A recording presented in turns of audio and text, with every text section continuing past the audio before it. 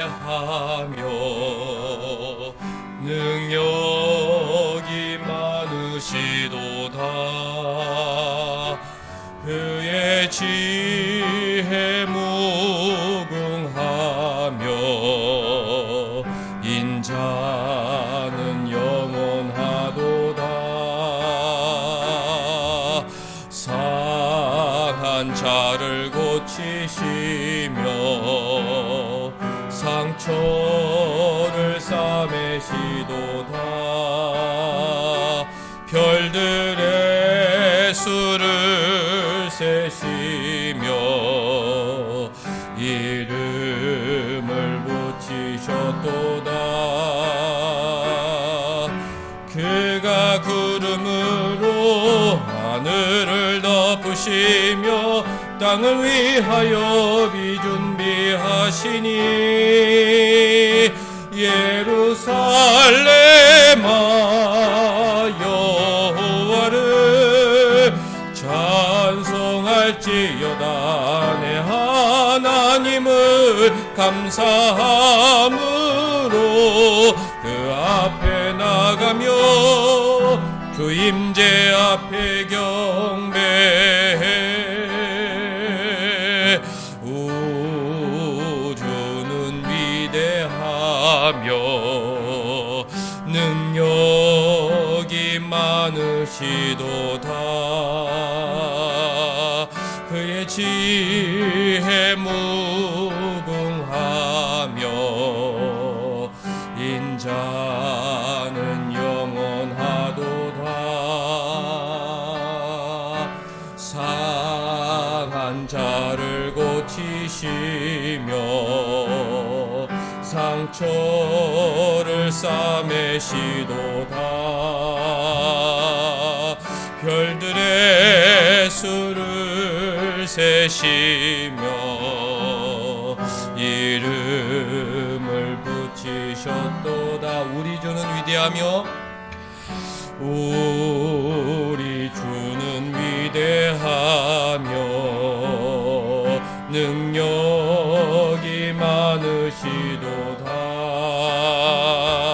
그의 지혜 무궁하며 인자는 영원하도다. 상한 자를 고치시며 상처를 싸매시도다. 별들의 수를 세시며 이름을 붙이셨도다. 그가 구름으로 하늘을 덮으시며 땅을 위하여 비 준비하시니 예루살렘아 여호와를 찬송할지어다. 내 하나님을 감사함으로 그 앞에 나가며 주 임재 앞에 경배해. 예루살렘아 예루살렘아 여호와를 찬송할지어다. 내 하나님을 감사함으로 그 앞에 나가며 주 임재 앞에 경배해. 보혈을 지나 하나님 품으로 보혈을 지나 아버지 품으로 보혈을 지나 하나님 품으로 한 걸음씩 나가네. 존귀한 주보혈이 내 영을 새롭게 하시네. 존귀한 주보혈이 내 영을 새롭게 하네. 한 번 더 존귀한 주보혈이 존귀한 주보혈이 내 영을 새롭게 하시네. 존귀한 주보혈이 내 영을 새롭게 하네. 나의 간절한 기대와 소망을 따라 아무 일에든지 부끄러워하지 아니하고 지금도 전과 같이 온전히 담대하여 살든지 죽든지 내 몸에서 그리스도가 존귀하게 되려 하려 하나니, 그러나 만일 육신으로 사는 이것이 내 일의 열매일진데 무엇을 택해야 할는지 나는 알지 못하노라.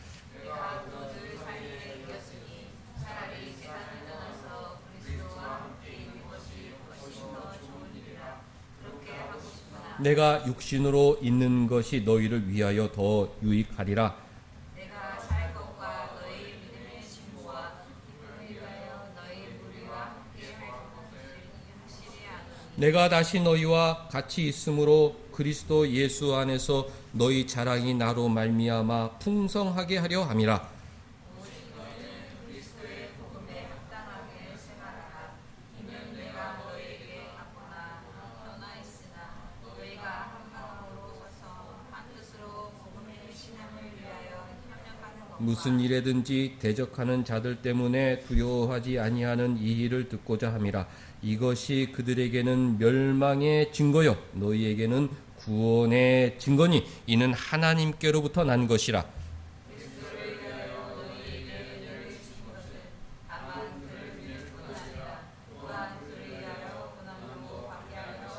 같이 너희에게도 그와 같은 싸움이 있으니 너희가 내 안에서 본 바요 이제도 내 안에서 듣는 바니라. 아멘. 하나님, 우리 아버지와 주 예수 그리스도로부터 은혜와 평강이 있기를 원하노라.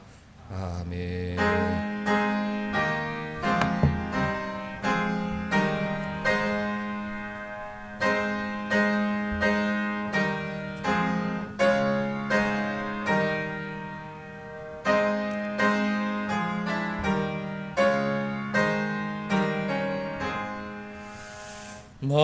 만복의 근원 하나님 온 백성 찬송 드리고 저 천사여 찬송하세. 찬송 성부 성자 성령 아멘.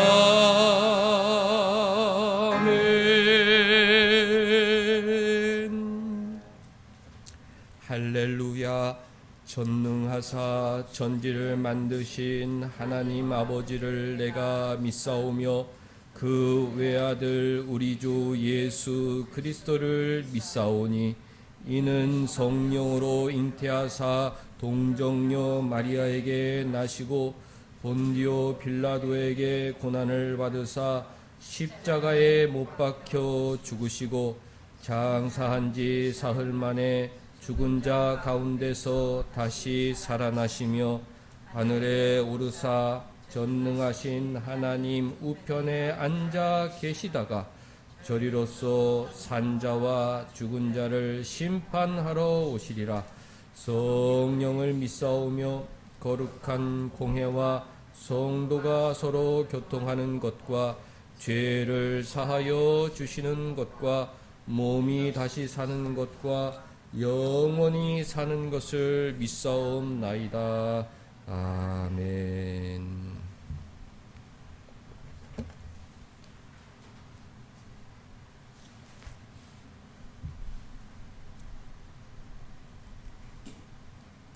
여호와께 감사하고 그의 이름을 불러 아뢰며 그가 하는 일을 만민 중에 알게 할지어다. 그에게 의뢰하며 그를 찬양하라. 그의 거룩한 이름을 자랑하라. 여호와를 구하는 자들은 마음이 즐거울지로다.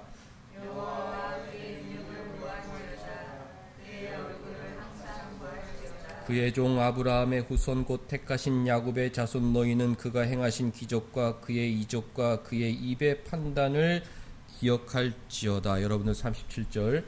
마침내 그들을 인도하여 은금을 가지고 나오게 하시니 그의 지파 중에 비틀거리는 자가 하나도 없었으나 그들이 떠날 때에 애굽이 기뻐하였으니 그들이 그들을 두려워함이로다. 여호와께서 낮에는 구름을 펴사 덮개를 삼으시고 밤에는 불로 밝히셨으니 그들이 구한즉 메추라기를 가져오시고 또 하늘의 양식으로 그들을 만족하게 하셨도다.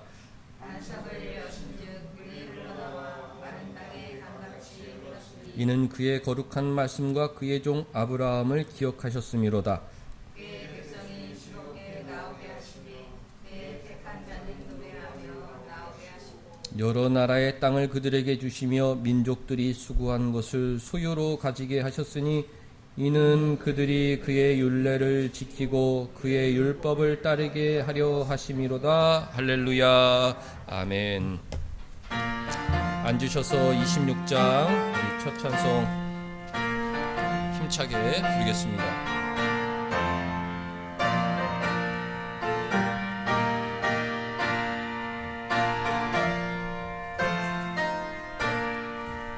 구세주를 아는 이들 찬송하고 찬송하세.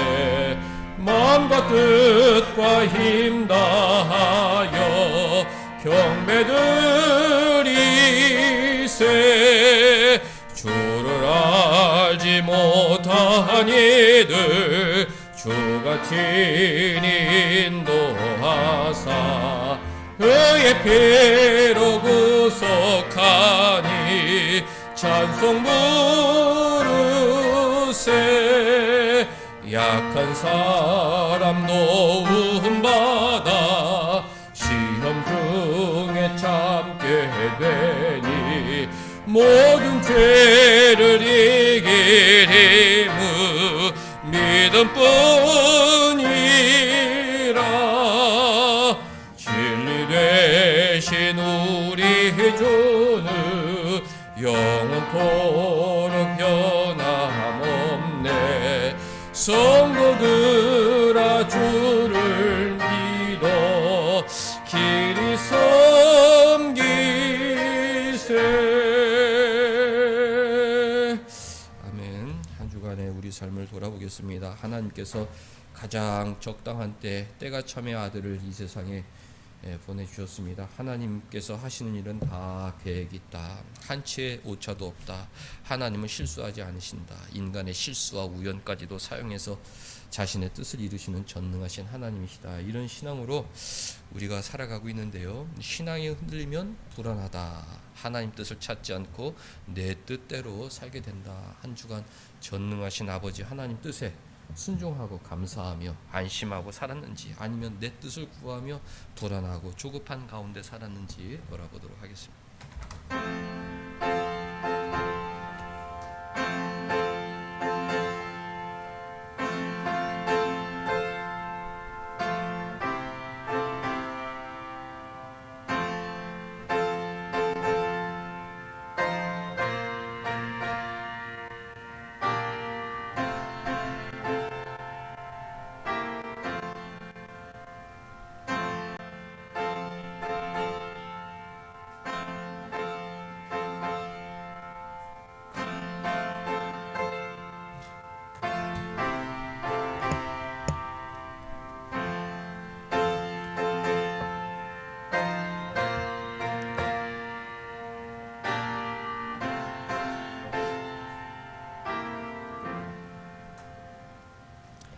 너희는 유대인이나 헬라인이나 종이나 자유인이나 남자나 여자나 다 그리스도 예수 안에서 하나이니라. 너희가 그리스도의 것이면 곧 아브라함의 자손이요 약속대로 유업을 이을 자이니라. 만왕의 왕이신 하나님 아버지, 만주의 주인이신 하나님 아버지, 천지의 주제이신 하나님 아버지, 오늘도 주일을 맞아 하나님 아버지께 무릎 꿇어 예배드리게 할 수 있게 하시니 감사드립니다. 하나님의 나라는 여기 있다 저기 있다 볼 수 있게 임하는 것이 아니라 우리의 심령 속에 하나님이 임재하시어 하나님이 말씀에 있는 곳이 하나님의 통치를 받는 그곳이 하나님 나라임을 믿습니다. 온사랑교회 성도님들, 하나님의 백성으로 세상의 염려, 근심, 두려움보다 하나님이 주시는 의와 평강과 희락을 누리며 화평의 일과 서로 덕을 세우는 일을 힘쓰게 하여 주시옵소서. 우리나라 대한민국을 지켜주시옵소서.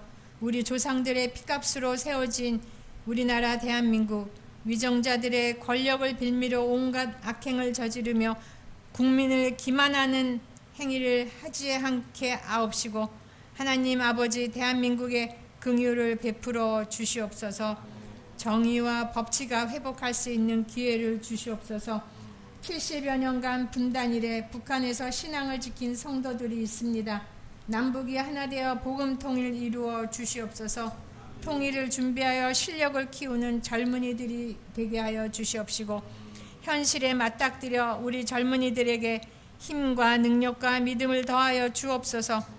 어지럽고 험한 세상에서 인간의 계략과 모함과 억울함이 있을지라도 결국 선으로 인도하시는 하나님의 섭리를 바라보며 믿음으로 승리하는 젊은이들이 되게 하여 주시옵소서. 이제 우리 자녀들 지혜, 지식의 근본이신 하나님의 말씀이 우리 자녀들을 인도하게 하여 주시옵시고 삶의 목표가 하나님의 선한 일이 되게 하여 주시옵시고 선한 일을 위해 공부하며 실력을 키워 주의 뜻을 실천하는 삶을 살게 하여 주시옵소서. 주변을 돌아볼 줄 알게 하여 주시옵소서. 선한 양심과 사랑할 줄 아는 자녀들 되게 하여 주시옵소서. 연로하신 우리 성도님들 기억하여 주시옵소서. 목사님의 어머님 윤흥섭 집사님, 박세관 목사님, 하나님이 부르시는 날까지 교회와 하나님의 나라와 대한민국을 위해 자녀들을 위해 기도하시다가 하나님 나라에 들어가실 수 있게 하여 주시옵소서. 목사님께서 하나님의 말씀을 선포하실 때 우리 심령의 성령께서 밝히 깨달아 알게 하여 주시옵시고 은혜에 풍성케 하여 주시옵소서. 예수님의 이름으로 기도드립니다. 아멘.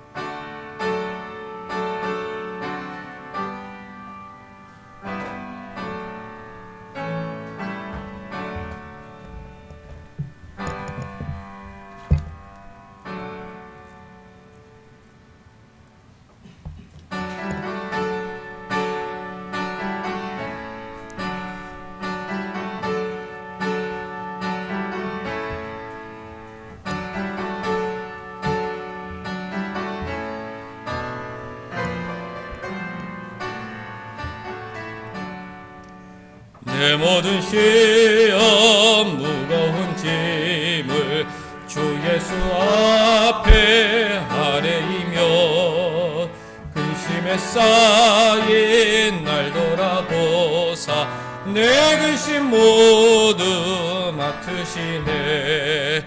무거운 짐을 나 홀로 지고 견디다 못해 쓰러질 때 불쌍히 여겨 구원해 주리 은혜의 주님 오직 예수. 내 모든 죄롬 닥치는 환난 주 예수 앞에 아뢰이며 주께서 친히 날 구해 주사 넓으신 사랑 베푸시네. 무거운 짐을 나 홀로 지고 견디다 못해 쓰러질 때 불쌍히 여겨 구원해 주리 은혜 주니 오직 예수. 내 짐이 점점 무거워질 때 주 예수 앞에 아뢰이며 주께서 친히 날 구해주사 내 대신 짐을 져주시네. 무거운 짐을 아울러 지고 견디다 못해 쓰러질 때 불쌍히 여겨 구원해 주리. 은혜의 주님 오직 예수. 시험 무거운 죄를 주 예수 앞에 아뢰이며 예수는 나의 능력이 되사 세상을 이길 힘 주시네.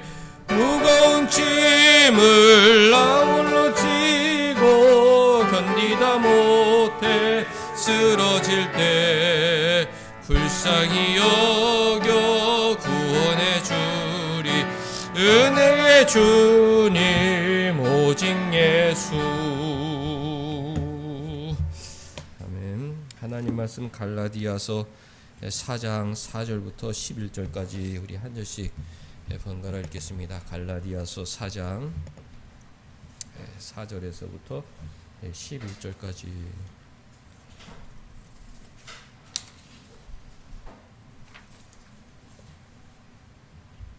때가 참에 하나님이 그 아들을 보내사 여자에게 나게 하시고 율법 아래에 나게 하신 것은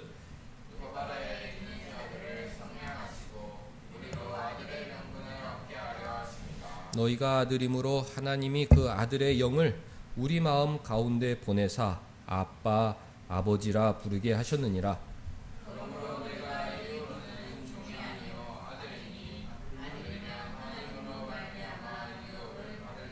그러나 너희가 그때에는 하나님을 알지 못하여 본질상 하나님이 아닌 자들에게 종노릇하였더니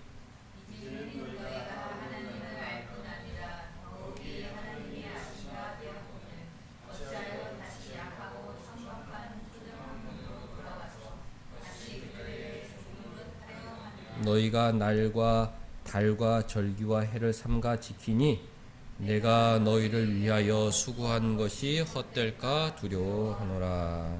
아멘. 갈라디아서의 중요한 주제 중 하나는 율법이죠. 율법이 우리 신자들에게 어떤 의미가 있는가 그것을 잘 가르쳐 줍니다. 율법에는 세 가지 유익이 있습니다. 사회적, 또 복음적, 또 교훈적 유익이 있죠. 그러니까 우리 신자는 율법, 더 큰 의미로서 성경을 통해서 이 세 가지 유익을 다 풍성히 받아 누려야 합니다. 사회적 유익이라 함은 죄가 무엇인지 가르쳐 줍니다.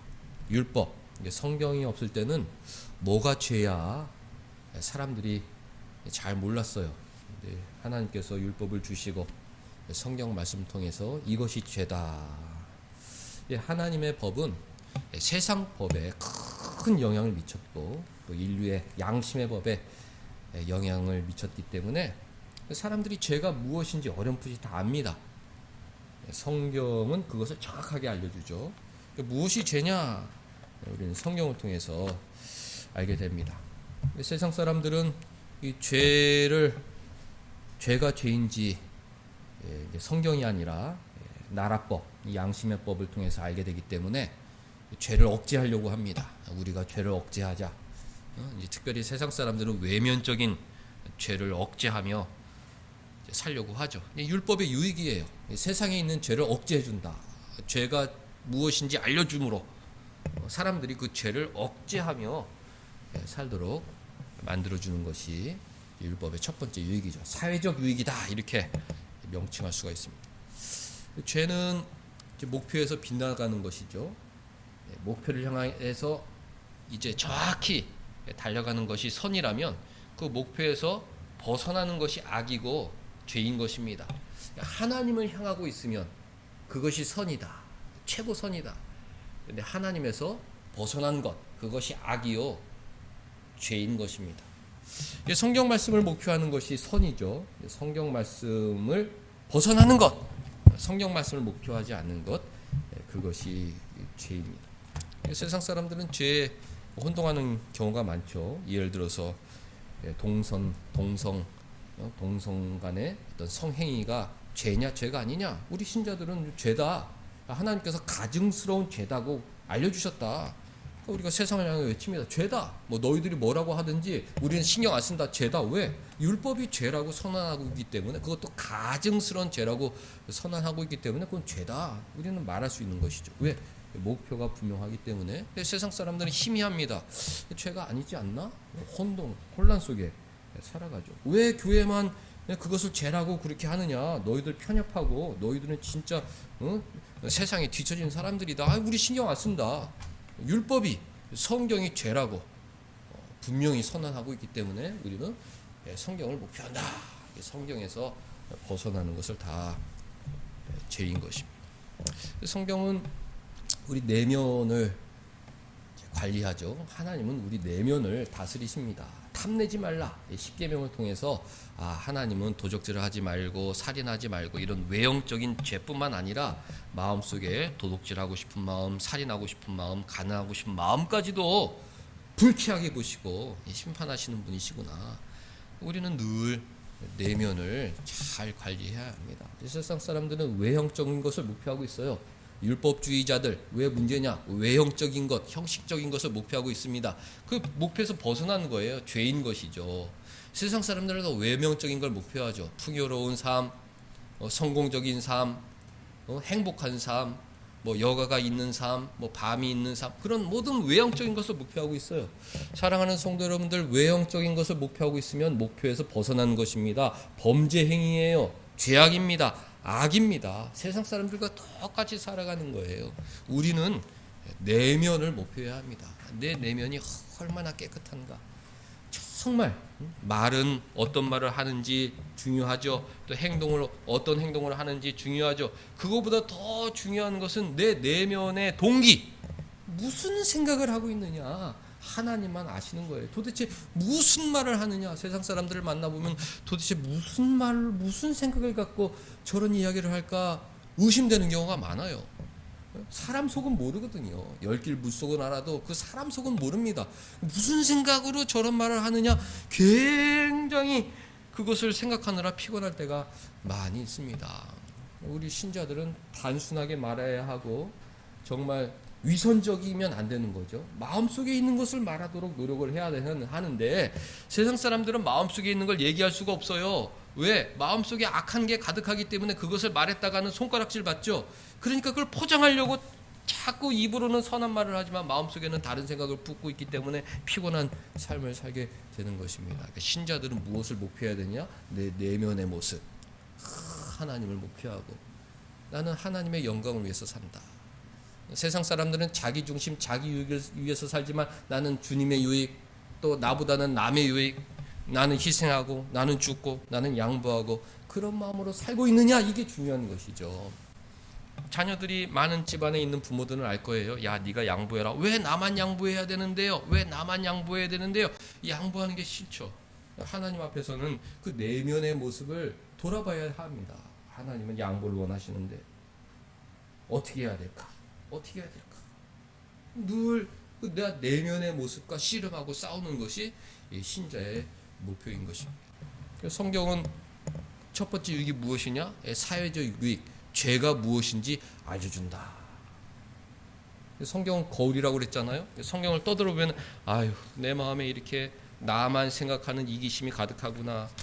주님이 바리새인들에게 위선자라고 그랬는데 내가 위선자구나. 마음엔 탐심이 가득한데 겉으로는 그럴싸한 말로 자기를 포장하는 회칠한 무덤이 바로 나구나. 거울로 자기 자신을 보여주는 거예요. 성경은 진단서라고 그랬잖아요. 당신 위암 말기예요. 죽습니다. 나는 건강한데요. 통증이 없어요.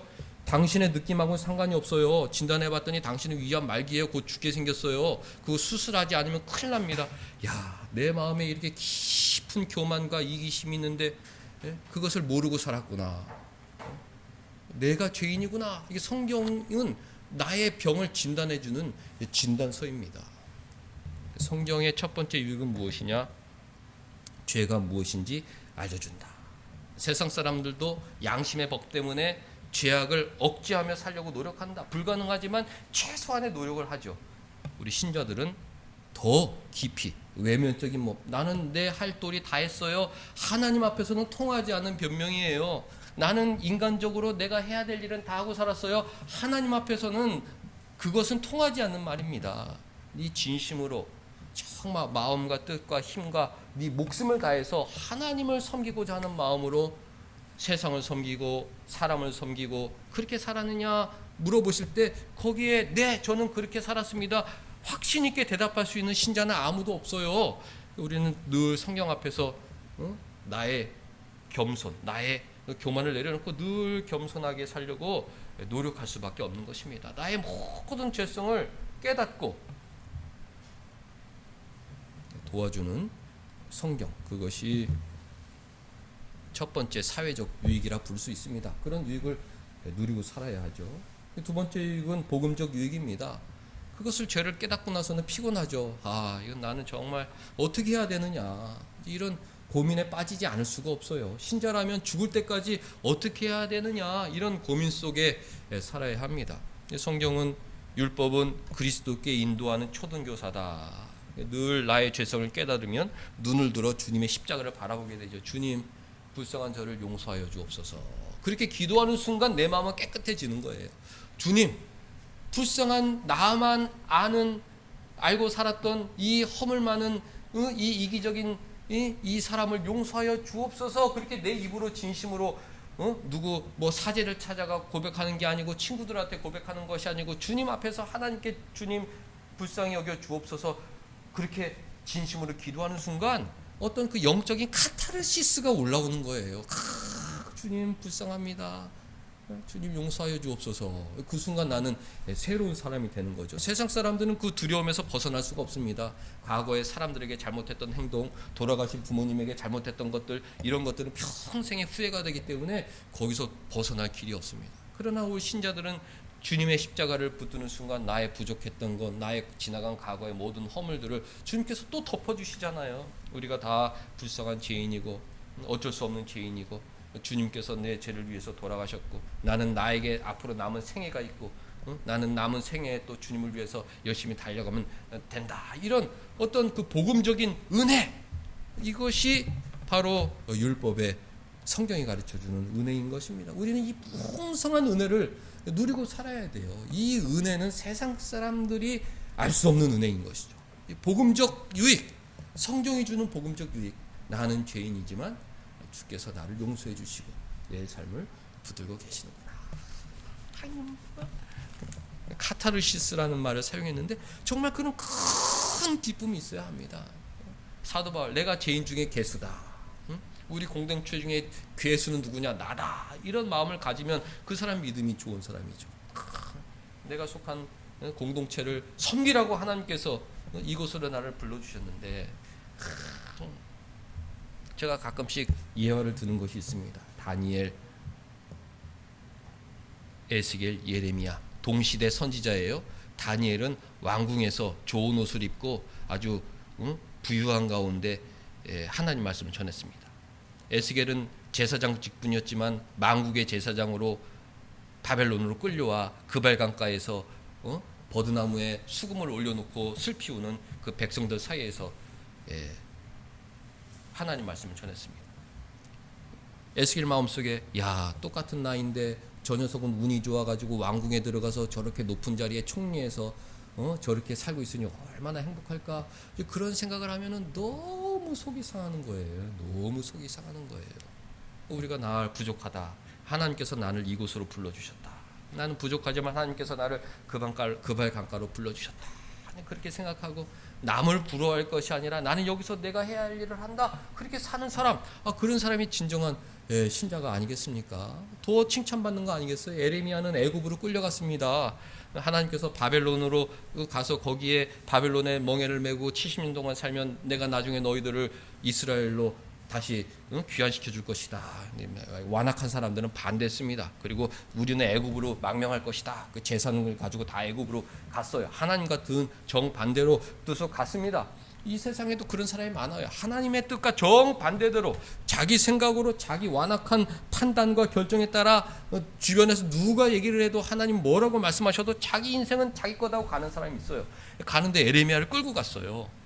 너 우리 포로다. 에레미야를 끌고 갔습니다. 에레미야 마음속에 야 나는 에스겔만 해도 좋겠다. 다니엘까지는 바라지도 않는다. 다니엘은 저 좋은 데 가가지고 총리 자리에서 저렇게 좋은 옷 입고 저렇게 하고, 그리고 다니엘은 그래도 말 잘 듣는 그런 사람들, 아니 에스겔은 말 잘 듣는 그 발강가에서 예배드리는 사람들 틈바구니 있었는데, 아 나는 하나님을 배반하고 진짜 완악해도 이렇게 완악한 이스라엘 역사 중에 그렇게 완악한 사람들이 없었는데, 이런 틈바구니 속에서 맞고 토굴에 갇히고 밥도 안 주고 이런 위협 속에서 나는 왜 살아야 되지? 이런 마음으로 살면 얼마나 마음이 괴롭겠습니까? 얼마나 마음이 괴롭겠어요? 성경은 다 가르쳐 주죠. 죄다. 죄인이다. 그걸 깨닫게 해주시는 거예요. 예레미야 나는 죄인이다. 하나님 죄인입니다. 깨닫는 순간 겸손해질 수밖에 없어요. 뭐 에스겔을 부러워하고 다니엘을 부러워하고 그럴 수가 없습니다. 하나님 저는 이곳에서 부르신 곳에서 주님 제사함의 은혜에 감사하며 살겠습니다. 인간적으로 볼 때는 예레미야가 제일 훌륭하다 말할 수 있죠.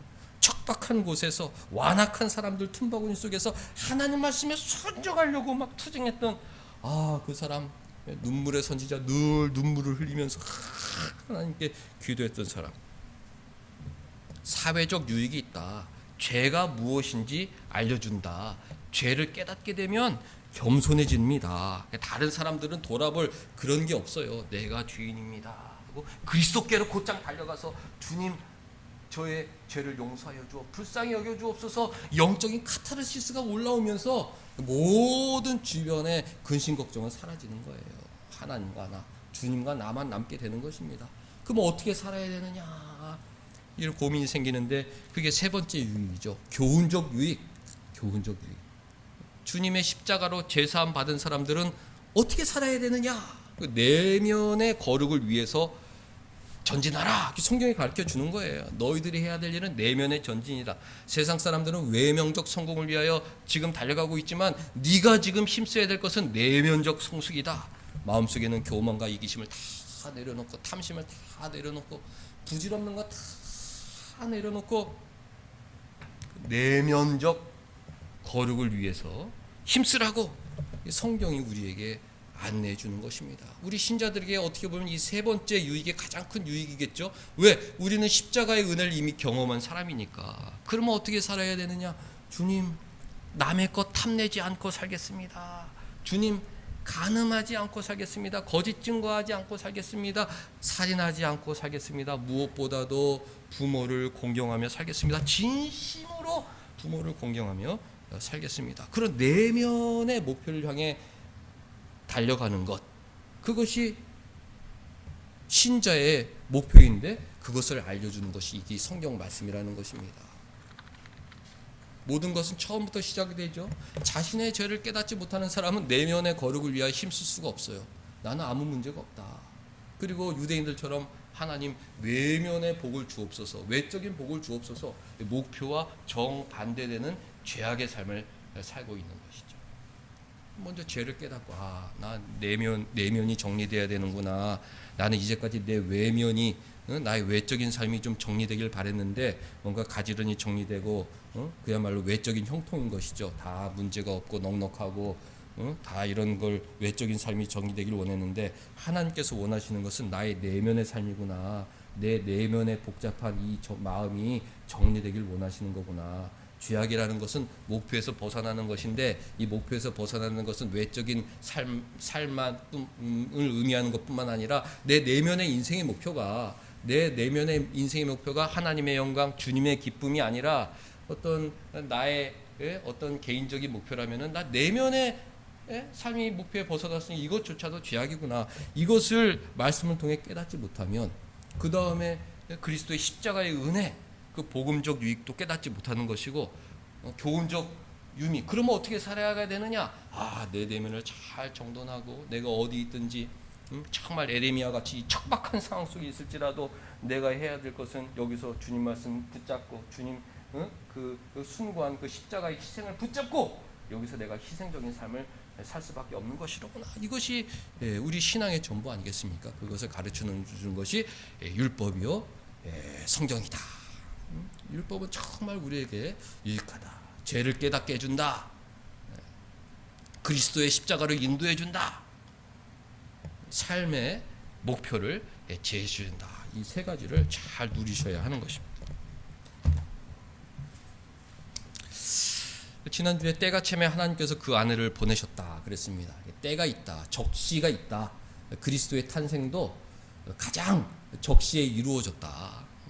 많이 말씀드렸죠. 팍스 로마나 로마의 평화가 있을 때, 모든 길은 로마로, 세상의 모든 교통이 다 정비가 됐을 때, 헬라어가 공용이 됐을 때, 유대교가 제일 타락했을 때, 유대교의 성전이 무너진다고 슬퍼할 사람이 아무도 없었어요.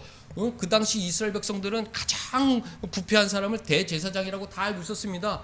그런 적시에 하나님께서 예수님을 보내셔서 성전을 무너뜨리시고, 그리고 유대인들을 다 세계 만국으로 흩으셔서 복음을 전파하여 복음이 우리에게 오게 하신 것이죠. 이 세상에 때가 있다. 때가 있다. 인생에도 때가 있다. 태어날 때가 죽을 때가 있다. 하나님께서 가장 좋은 때 우리를 나게 하시고 가장 좋은 때 우리를 데려가신다. 이런 확신 속에 살아야 마음이 편안해지는 것이죠. 날 때가 있고 죽을 때가 있고 넘어질 때가 있고 다시 설 때가 있고, 이 세상 만사는 우연처럼 보이고 어떤 나의 실수처럼 보이지만 그 모든 것들이 하나님의 절대 섭리 가운데 있다. 하나님의 부생애적 섭리 가운데 있다. 이런 확신이 있으면 새로운 소망이 생기는 것입니다. 주님의 십자가를 붙들고 주님 용서하여 주옵소서, 이 모든 것이 이 복잡한 저의 내면을 정리하고 목표를 바로 세우고 나는 정말 사심 없이 개인적인 그런 욕심 없이 주님의 영광만을 위하여 달려가도록 이 모든 것을 하나님 계획하셨군요. 인정하고 새로운 마음으로 살게 되는 것이죠. 모든 것이 다 때가 있다. 우연도 실수도 나의 내면을 정돈하고 나 내면을 거룩하게 만들고 하나님의 영광을 위하여 살도록 만드는 것이죠. 모든 것이 풍요로우면 탐심을 내려놓을 수가 없습니다. 하나님께서 어쩔 수 없이 내려놓도록 우리를 이끌어 가시는 거예요.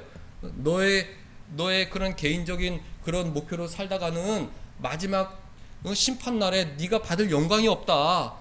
저 천국의 영혼 영원한데 천국에서 영원한 칭찬과 감사 속에 살려면 이 땅에서 네 걸 내려놓고 주님을 위해서 살았다는 그런 삶의 그런 여정들이 있어야 된다. 나는 그걸 원한다. 너를 위한 것이다. 이 세상에 고난을 주시는 것입니다. 고난을 통해서 하나님, 내 힘으로는 이 모든 것을 내려놓을 수가 없었습니다. 다 헛된 것, 부질없는 것, 헛되고 다 헛된 것인데 주님께서 이 세상에 헛된 것임을 알려주시니 감사합니다. 그리고서 이제 다 거룩한 삶으로 달려가게 하시는 것이, 모든 것이 때가 있다.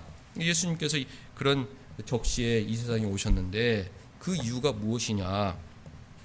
4절부터 쭉 보시면 때가 차면 하나님이 그 아내를 보내서 여자에게 나게 하시고 율법 아래에 나게 하신 것은 율법 아래에 있는 자들을 속량하시고 우리 죄 사함을 위해 오셨다는 거예요. 죄인이고 늘 겉으로는 좋은 말을 하지만 바리새인들 같은 위선적인 마음이 있기 때문에 마음엔 탐심이 있죠. 자기 탐심을 가리고 겉으로 좋은 말을 하는 그런 비참한 처지였는데, 그런 사람들은 하나님의 심판으로부터 벗어날 수가 없죠.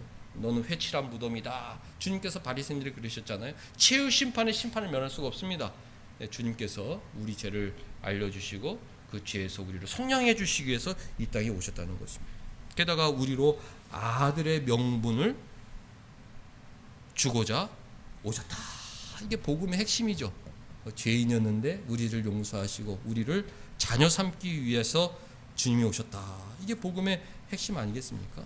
6절, 너희가 아들임으로 하나님이 그 아들의 영을 우리 마음 가운데 보내셨다. 아들의 영은 성령이죠.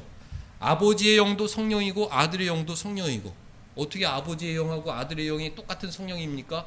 이게 신비죠. 삼일체입니다. 하나님이 계시고 아들 예수님이 계시고 아버지의 영이 성령님이시고 아들의 영도 성령님이시는데 아버지께서 그 아들의 영을 보내셨다. 보내셔서 어떤 일을 이루어 주셨습니까? 아빠, 아버지라 부르게 하셨다. 저도 어렸을 때는 이 아빠가 한국어인 줄 알았어요. 근데 한국어가 아니죠. 그 이스라엘 나라 말 아람어로 father가 아빠입니다. 야, 이게 아빠라는 건 이게 다 발음이 비슷하구나. 아빠, 아버지라 부르게 하셨다. 성령께서 우리 마음속에 오실 때 일어나는 가장 큰 증거가 무엇입니까? 하나님을 아버지라고 부를 수 있게 되는 것입니다. 아버지 불쌍히 여겨 주옵소서. 아버지 제 마음을 깨끗게 하여 주옵소서. 아버지 주님의 영광을 위하여 살게 하여 주옵소서. 감사와 간구를 하게 해주셨습니다. 7절 그러므로 네가 이후로는 종이 아니요 아들이다. 오늘 크게 주보에 적어놨죠. 종이 아니요 아들이다. 너희들은 종이 아니요 아들이다. 아들이면 하나님으로 말미암아 유업을 받을 자다. 천국의 유업을 받을 자다. 그렇게 선언해 주셨습니다. 유대인들은 종처럼 살았죠. 종처럼 살았습니다. 성경 말씀을 대할 때 이 성경 말씀이 너무 싫은 거예요. 그래도 유업을 얻기 위해서는 이 말씀대로 살아야 되는구나, 이런 의무감으로 사는 것이죠. 뭐 농사를 예를 들거나 회사를 이제 예를 들면 우리가 쉽게 이해할 수 있죠. 어디 큰 농사를 하는 그런 농사꾼이 있어요. 거기에 이제 하인들을 이제 불러 모읍니다. 그러니까 우리가 이제 농사를 지어야 되는데 너희들이 1년 동안 뭐 밭도 갈고 또 씨도 뿌리고 또 물도 주고 제초하는 그런 일을 해라. 그리고 너희들이 이런 일을 하면 그러면 내가 삭수로 얼마를 주겠다, 이제 계약을 맺습니다. 그런데 그렇게 온 종들은 이 농사가 자기 것이 아니기 때문에 거기에 대해 최선을 다하고자 하는 그런 마음이 없어요. 그냥 정해진 시간에 나아가서 할 거 하고 어떻게 하면 좀 쉴 수 있을까, 이런 생각을 하게 되죠. 회사도 마찬가지입니다. 그런데 아들은 어떻습니까? 이게 다 내 거기 때문에 다 가서 돌보고 그렇습니다. 비가 안 와요. 흉작이 될 거예요. 뭐가 소득이 없을 것 같습니다. 그럼 하인들은 어떻습니까? 가서 그래도 이거 세경 주는 겁니까? 월급 주는 겁니까? 올해는 월급을 못 줄 것 같으다. 그럼 다 도망갑니다. 회사 월급이 한 2달, 3달 밀리면은 다 도망가요. 어려운 것이기 때문에 다 그만두고 다른 일을 알아봅니다. 아들은 어떻습니까?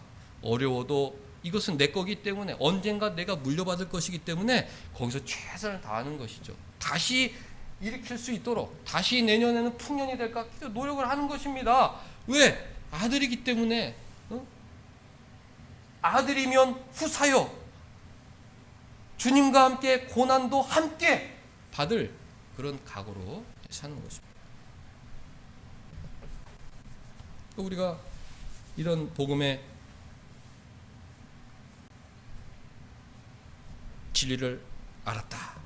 어떻게 살아야 합니까? 9절, 8절 보면 너희들이 종노릇하고 살았다. 억지로 율법을 지키고 마음의 어떤 진실함을 목표하지 않고 이 세상 가르침에, 그 율법주의 가르침에 종노릇하고 살았다. 9절 정말 성경 한 말씀 한 말씀 좋은 말씀이죠. 9절도 너무 좋은 말씀이죠.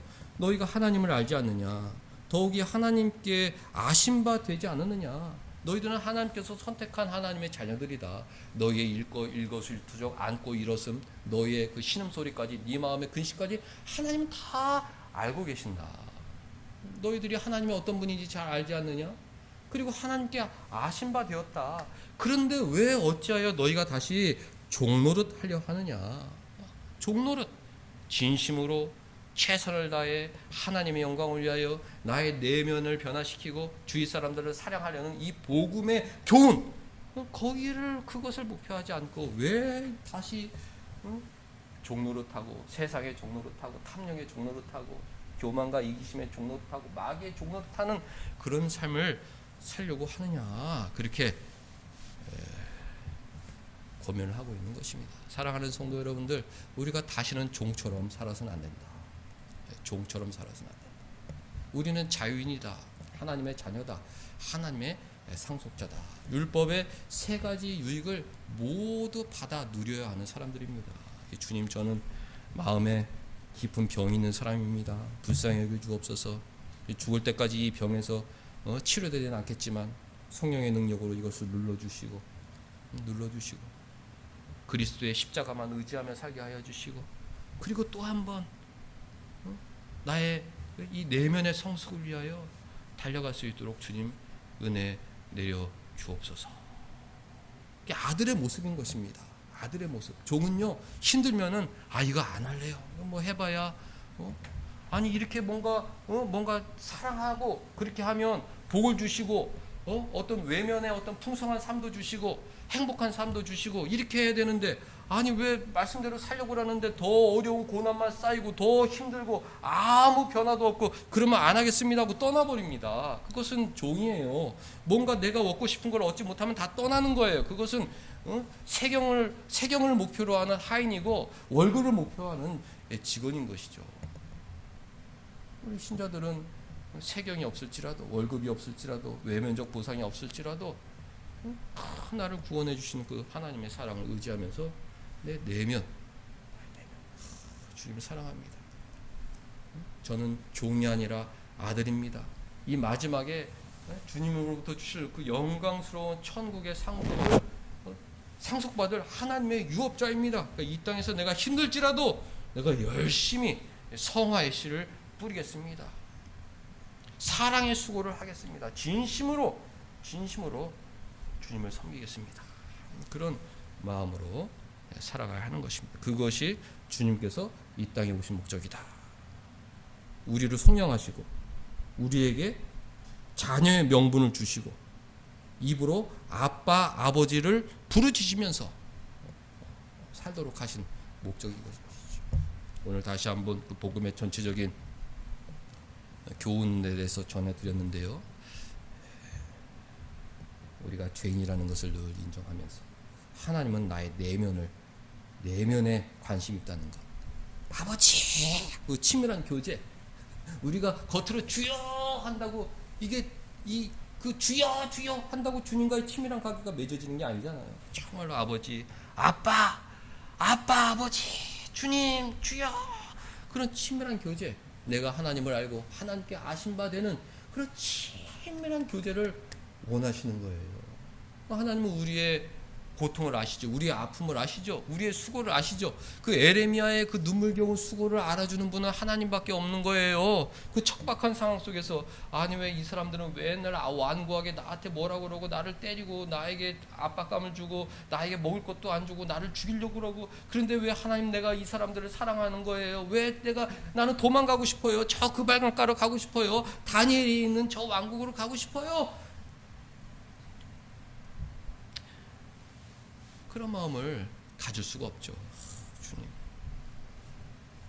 어려운 곳에서도 은혜 주셔서 감당케 해주시니 감사합니다.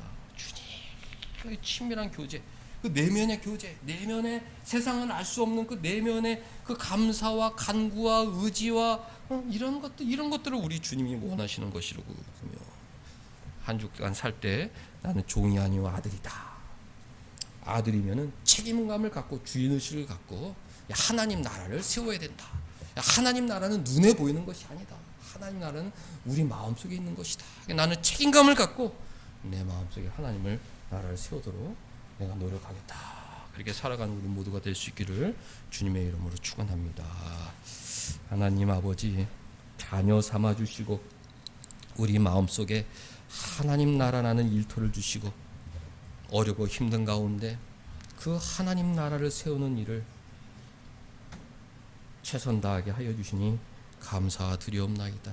한 주간 살아갈 때 은혜 주셔서 나는 종이 아니요 더 이상 세상의 종노릇하는 사람이 아니요 하나님 나라에서 왕노릇하는 하나님의 자녀인데 목표를 분명하게 하고 외적이 아니라 나의 내면을 거룩하게 만드는 것을 목표로 하고 달려가서 하나님을 기쁘시게 해드리는 하나님의 자녀가 되게 하여 주옵소서. 예수님의 이름으로 기도하옵나이다.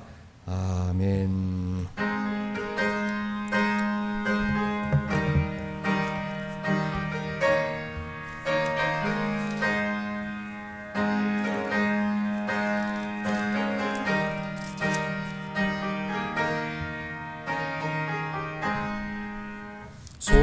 속죄하신 곳의 주를 내가 찬송하리라.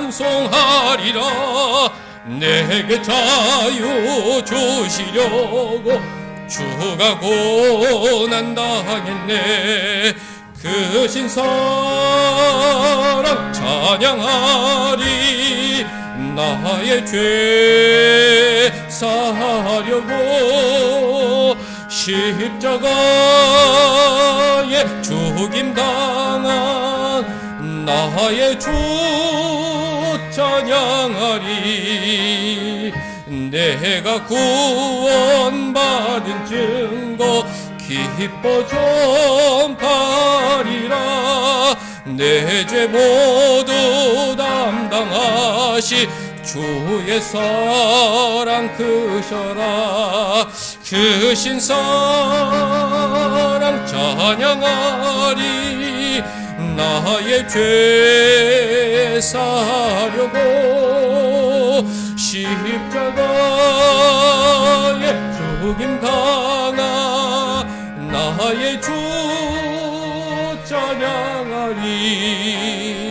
승리하신 구세주를 내가 찬송하리라. 죄와 죽음 지옥 권세 주가 모두 이겼네. 크신 사랑 찬양하리. 나의 죄 사하려고 십자가에 죽임당한 나의 주 찬양하리. 고마우신 구세주를 내가 찬송하리라. 죽음에서 생명으로 나를 인도하셨네. 크신 사랑 찬양하리. 나의 죄 사려고 십자가에 죽임당한 나의 주 찬양하니. 아버지 하나님, 예배 드리게 하여 주시니 감사드리옵고 심령이 새롭게 되어 하나님 말씀에 순종하고자 하는 마음 주시니 감사드리옵나이다. 비록 내 삶이 힘들고 어렵지라도 아버지 하나님께서는 부성애적 섭리로 나에게 선한 것을 계획해 놓으셨음을 믿고 감사와 기쁨으로 가을을 맞이할 수 있게 하여 주옵소서. 하나님이 내 인생의 주인이시여 내가 가지고 있는 모든 좋은 것은 주님의 은혜라는 믿음으로 귀한 예물 드리게 하여 주시니 감사드리옵나이다. 하나님, 정말 땀 흘려 수고한 피와 같은 귀한 예물을 주님 사랑하는 마음으로 믿음으로 드리오니 기뻐 받아 주옵시고 돌아가는 발걸음 속에 하나님께서 나와 나의 믿음과 나의 예물을 기뻐 받으신다는 감사 속에 세상으로 돌아가게 하여 주옵소서.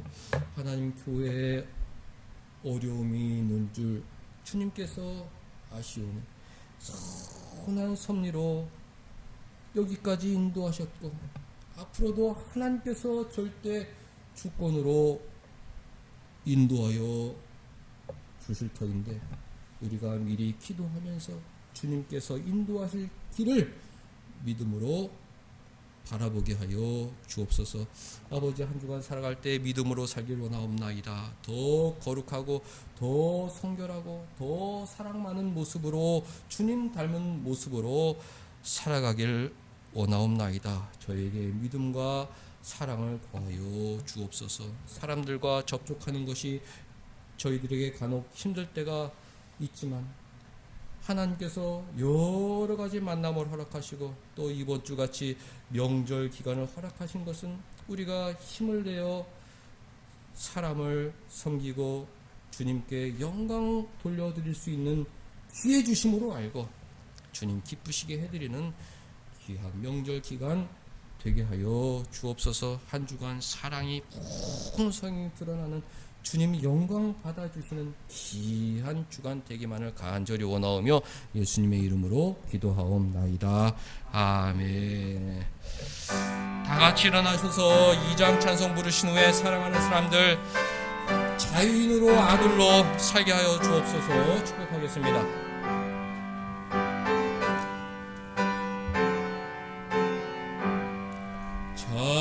찬양 성부 성자 성녀 성삼일체께 영원 무궁하기까지 영광을 돌리세 영광을 돌리세. 아멘. 아들처럼 살게 하옵소서. 축복합니다. 하나님 아버지, 하나님은 우리의 내면의 거룩을 원하시는데 하나님의 자녀로서 그 일을 위하여 최선 다하는 우리 사랑하는 사람들에게 하여 주옵소서. 내면을 가꾸는 것이 얼마나 힘든지 다 포기하고 다 도망가는 이 악한 때에 하나님 우리에게 믿음을 더하여 주셔서 주님께 목표를 거정하고 마음의 거룩을 위하여 마음의 청결을 위하여 믿음으로 달려가는 우리 사랑하는 사람들 다 되게 하여 주옵소서.